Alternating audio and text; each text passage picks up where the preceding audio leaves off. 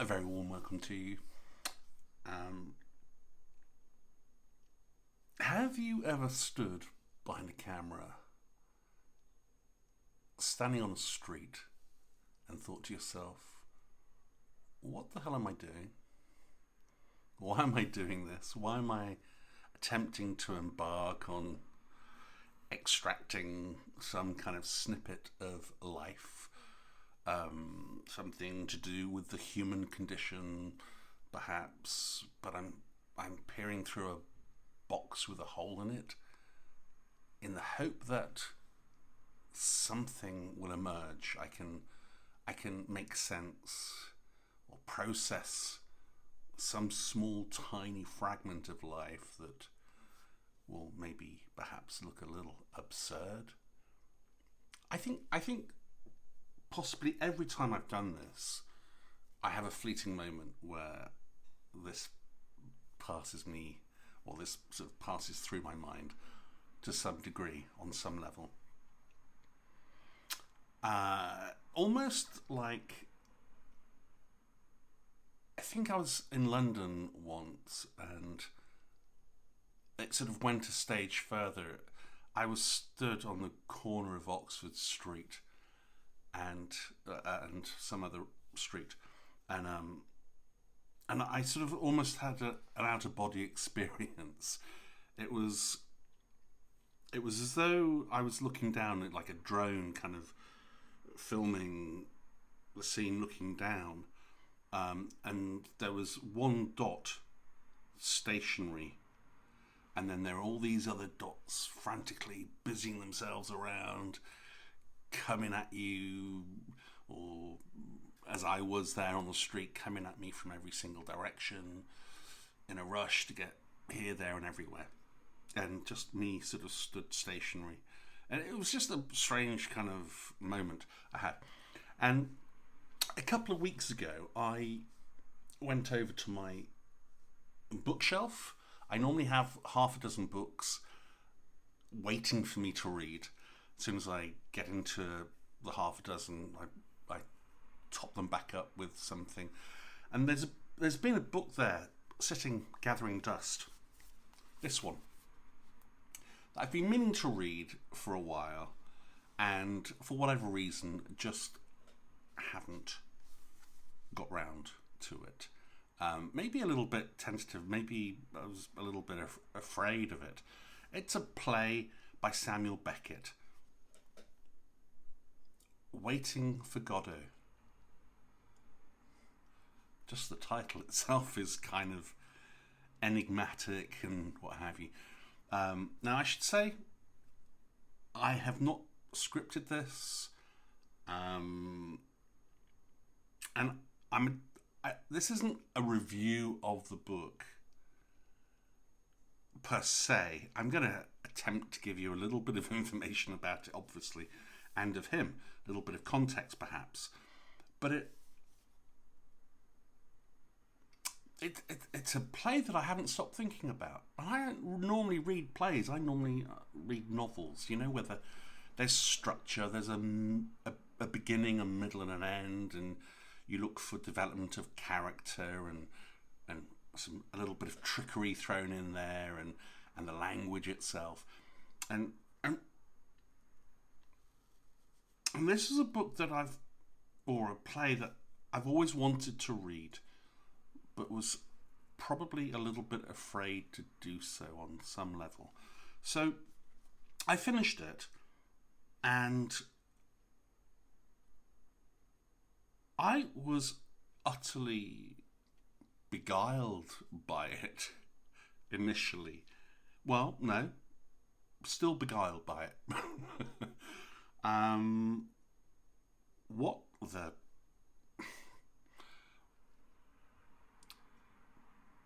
But I'm also transfixed by it.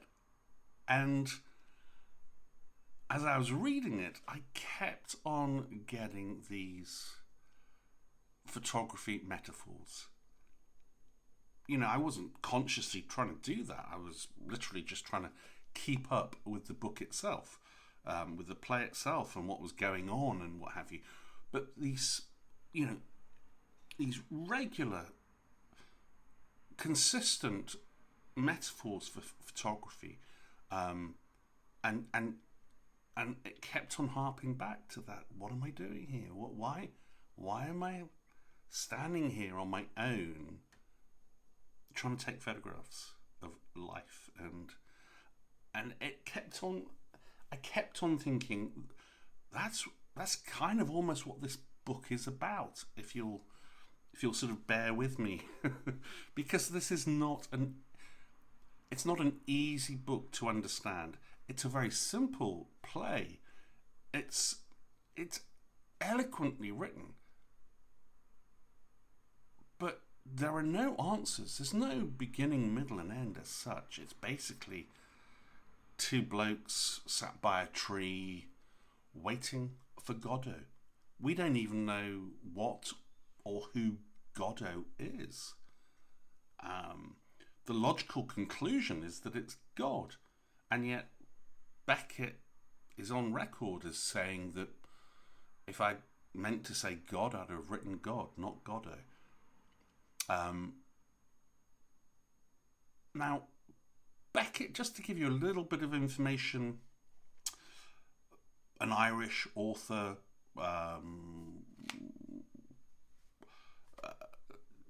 just went to Trinity College in Dublin, was top of his year, absolutely excelled in languages. I think it was English, French, and Italian he studied. Came top of his year, earned a sort of bursary to go and live in Paris for 2 years, which he loved. He was fluent in French. Most of his work is it's obviously translated by him into English, but this particular play was, I think, initially written in French. You would think top of his year he would have been destined for great things, and yet he remained impoverished for the vast majority of his life until waiting for Godot.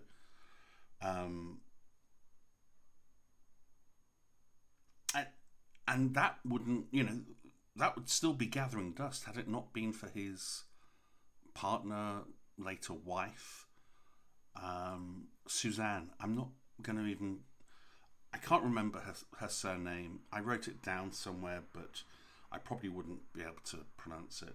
It's French. It's a sort of double-barreled name, I think. We'll just call her Suzanne for simplicity's sake.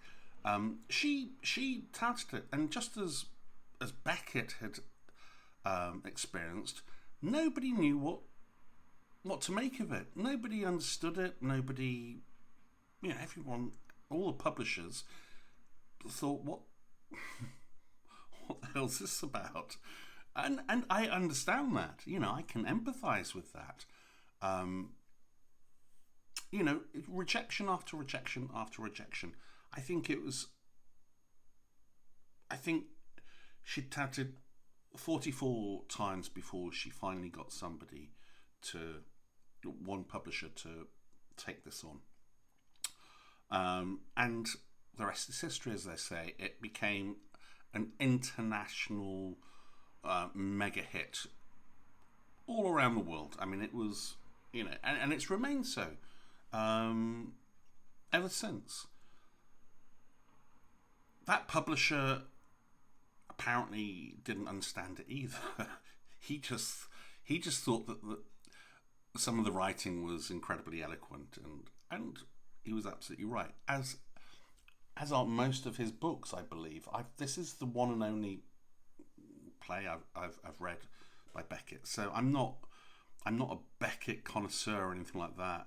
I'm not a critique or anything. I've literally, these are just my first thoughts, and I will say point blank, I still haven't really got a clue what it's about, but I seemingly am not the only one. Academics and directors and audiences are perplexed seemingly as much as me. I think when it first showed in Paris, I think the audience demanded their money back or something. It was a sort of, what the hell's this about? And yet, it is equally perplexing and also riveting. You're constantly turning the pages with this. I've read it twice now. I think, quite honestly, if I read it 50 times, I would still be grappling. I'd still be wondering. I mean, two guys that talk gibberish a lot of the time. They attempt to talk about serious matters, but only deal with those matters on a surface level. They're waiting for somebody they've never met before, somebody or something that if they appeared, they probably wouldn't even recognize. They don't know what they look like. That sounds like God, doesn't it? And Becket even includes the word G-O-D-O-T. Godot or Godot, or I don't know, there are various ways of pronouncing it. It's kind of surreal in a sense, and absurd. And I believe it does belong to the theatre of the absurd. It's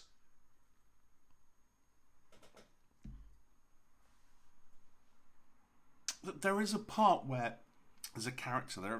There are four characters, two principal characters and two other characters, and one of them is a guy called Lucky, and he has these suitcases that apparently are full of sand, and he holds them all the time and only puts them down when he's being commanded. He's like a slave to this other guy, who's a bit of a tyrant.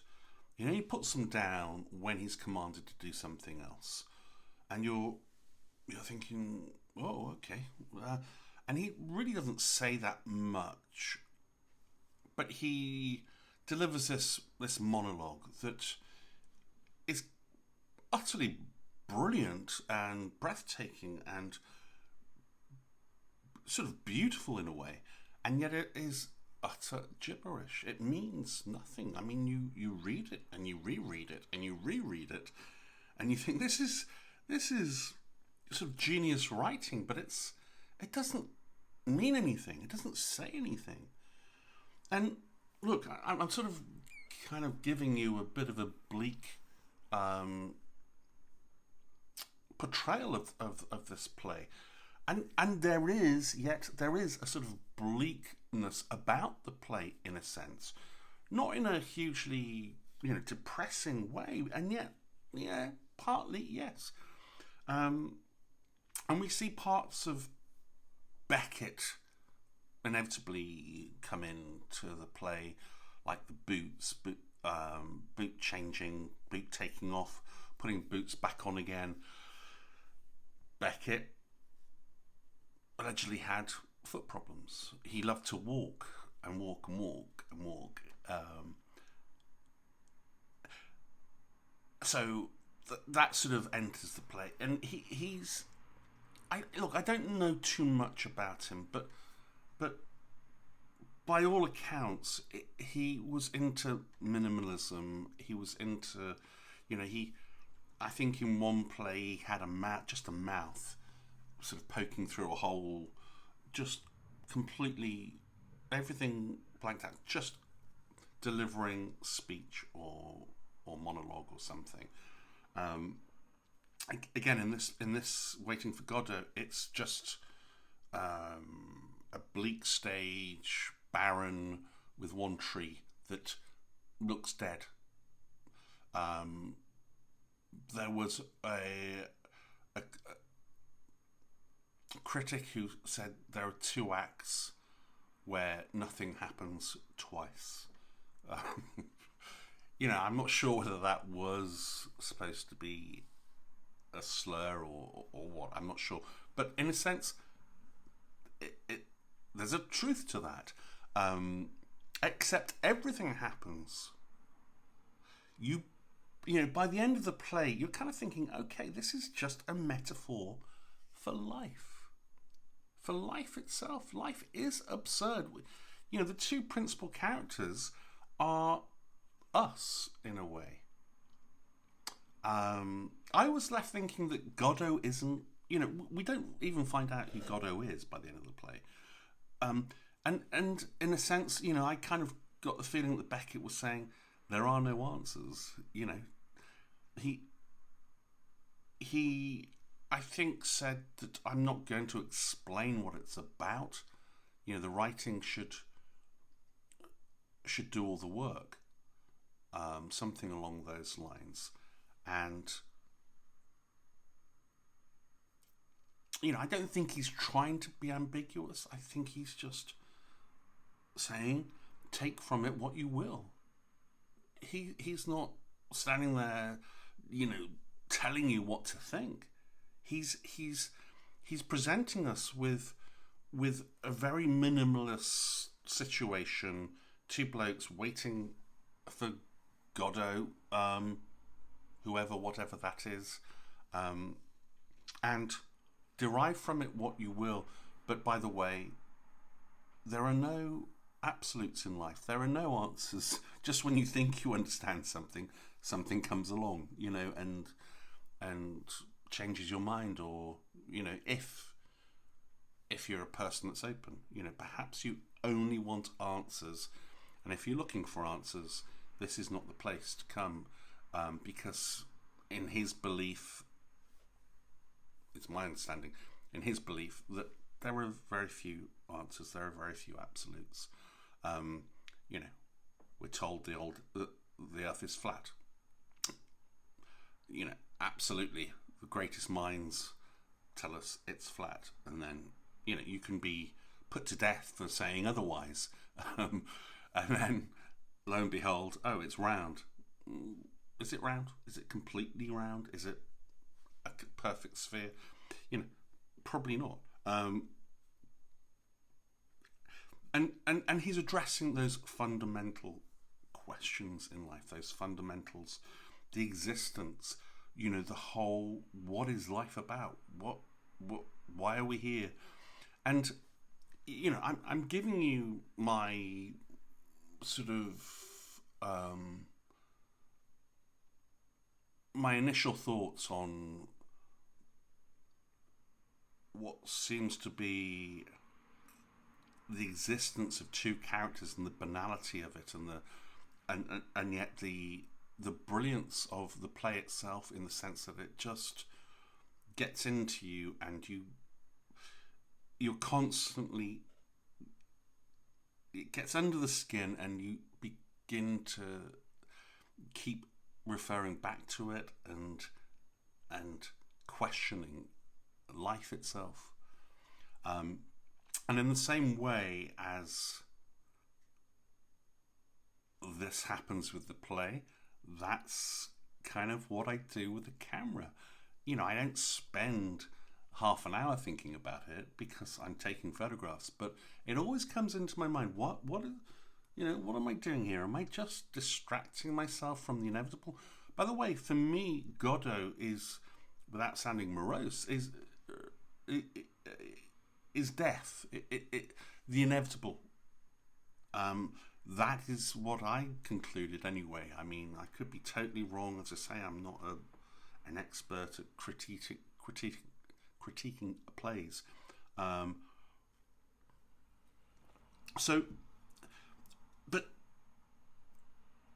the fascinating thing for me here is the parallels that I draw from this play and street photography in so many ways. Yes, with life, but with photography. Or, you know, I'm going to use that phrase again, street photography. I hate the phrase, but that's what most people will understand. Or most people will understand the phrase street photography, I should say. And, you know, the absurdity. I mean, just think about it. You know, we're constantly trying to get these little snippets, these images amongst so many photographs that don't work. I mean, I've been out taking a load a few days ago, and I put the film in, into the cartridge, put the film out, and I've got that leader, and I sometimes look at that and think, from this little bit of what looks like plastic might emerge something amazing if I have a huge slice of luck and I'm looking in the right place at the right time. But the possibility for things not to happen, the possibility for things to go wayward and for it not to be a good image are infinite. I mean, there's so many more chances of it not happening than it happening. And even then, will I see it? Will I recognize it if I see it? Will I recognize the shot if I see it? If I happen to be in the right direction? I mean, life does seem so absurd sometimes. And it's almost as though if you need answers, you'll struggle. It's almost as though you have to accept that it's absurd. As soon as you accept that is the case, then you can not prosper, but then you can deal with life. You can you're not deluding yourself anymore. Just go with it and realize that it's a little crazy, and it doesn't make an awful lot of sense a lot of the time. I was actually thinking about Becket and how he met his partner of something like 50 years. They died within 6 months of each other, I believe. And how if she hadn't pursued these publishers and been sufficiently thick-skinned to go to the next publisher after the last rejection, if she hadn't done that, then the work would have gathered dust somewhere. It wouldn't have seen light. That is just bizarre in itself. Then the other absurdity was that Becket got stabbed when he was in his 30s by apparently a pimp. I think he was in his 30s, something like that. And although Becket knew Suzanne previously, I'm not exactly sure what the relationship was before he got stabbed. But anyway, she came to the hospital, and they then hooked up and became lovers and partners and husband and wife and what have you. And if he hadn't been stabbed, then maybe that wouldn't have happened. Maybe they wouldn't have got together even. I'm not trying to condone the act of somebody getting stabbed at all, but you kind of think maybe that wouldn't, maybe he wouldn't have met the person that was, prepared to take rejection after rejection after rejection. Maybe he would have met somebody else who would have gone to 10 publishers and decided enough was enough at that point.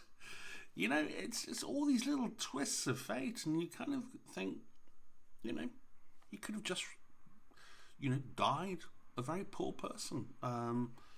He only experienced that success or that, the money from Waiting for Godot. I think it was, did I write that down? I think it,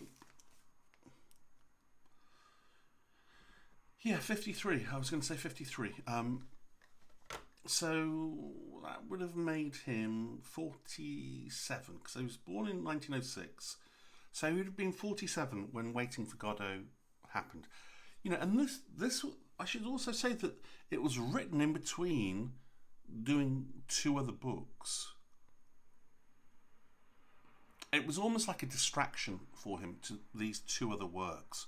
As soon as he got writer's block or whatever with these two other works that he was writing,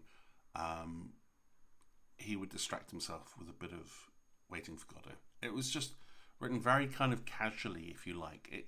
It wrote itself, according to Becket. But that was the one that was the huge hit, and so that's kind of ironic in a way.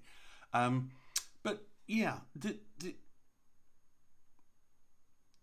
the parallels. I'm not trying to say read this book. I mean, I'm not or play. I'm not saying don't read it because I think it's quite brilliant in a way. But I was just flabbergasted with the parallels with reading this play and the sort of the minutiae of thought that goes on when you're taking photographs. I'm not talking about all the stuff that people talk about. I'm talking about the little thoughts you have that you can't really talk about because, or that I'm attempting to talk about here, in some way. You're not just standing there taking photographs. You are, but you do have thoughts come into your mind, such as that that particular one of what am I doing here? Why am I taking these photographs? I mean, not least, perhaps I can round this up. Beckett's famous saying of try again, fail better. Try again. It harps straight to the 1,000 photographs that are, not that good. And maybe one is. It's that whole thing of just keep, it's almost like banging your head against the wall, isn't it? Hoping that, something's going to change. And look, it does. And it, once in a blue moon, but it's, the rest of it is,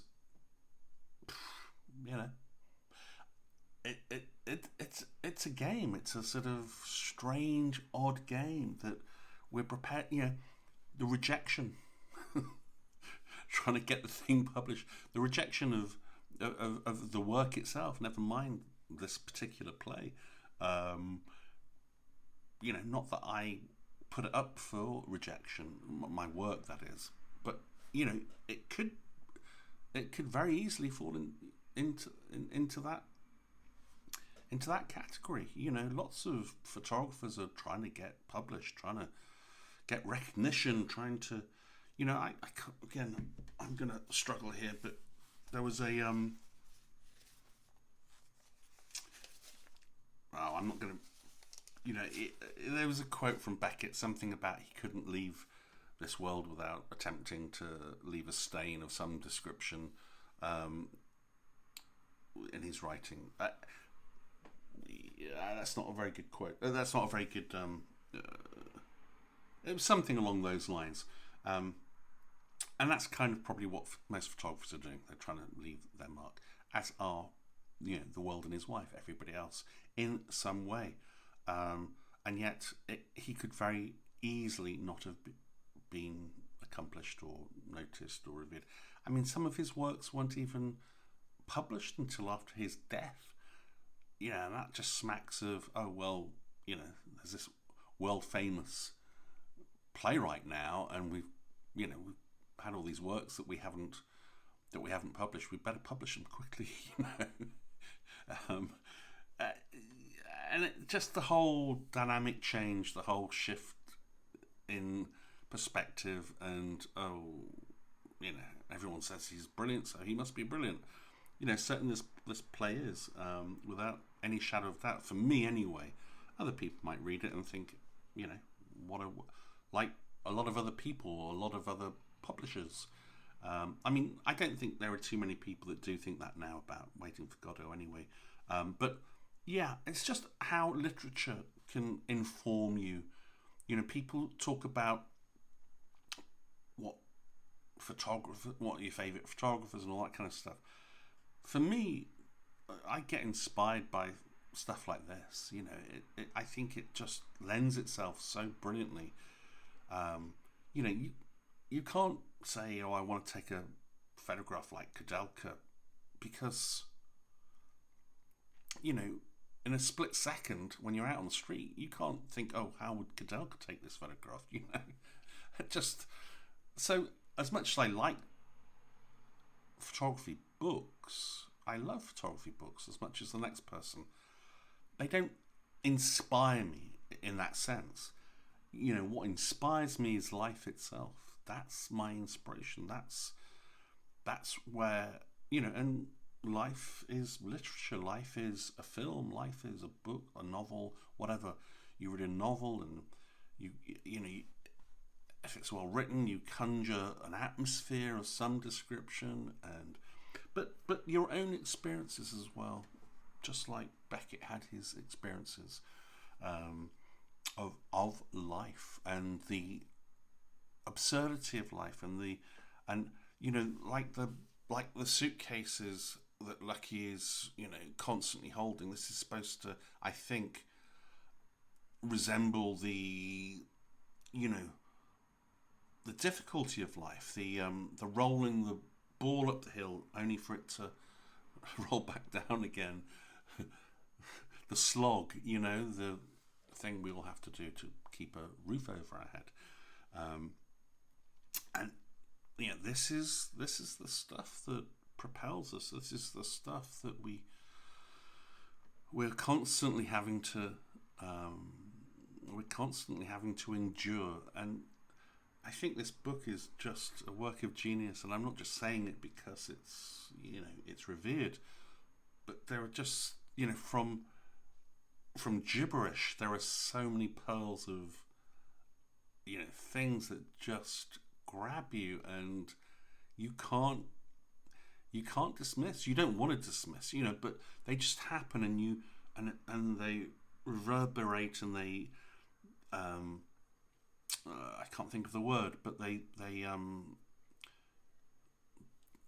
not fester, but something along those lines, and that's very much what is happening in photography, and, you know, certainly my photography, where I'm always, without, you know, I'm not consciously doing it, but I'm always trying to process something. I'm always trying to grapple with something. I'm always, you know, being led to something that takes me, that I don't necessarily understand, but I shift one way, and something, a look, an expression, something, and you know, you just want to put that rectangle around it some way, or, you know, can you do all, you know, boom, and you know, Becket became in the early days James Joyce's assistant, and in many ways, you know, in the last I think sentence of Ulysses, there's this sort of yes, and that's kind of what happens when it all goes right. You know, you somehow know that's you know, that something has happened, and you've maybe got something special. It's like finding a little pearl, you know, amongst all the other stuff that is just no good. You know? Anyway, I think I should probably round it up on that. I don't know how long that's been, but hopefully that was of interest to some of you. Don't waste time like the two characters. Read the play. It might just kind of intrigue you. Thanks very much for stopping by. Let's see you for the next one. Cheers for now.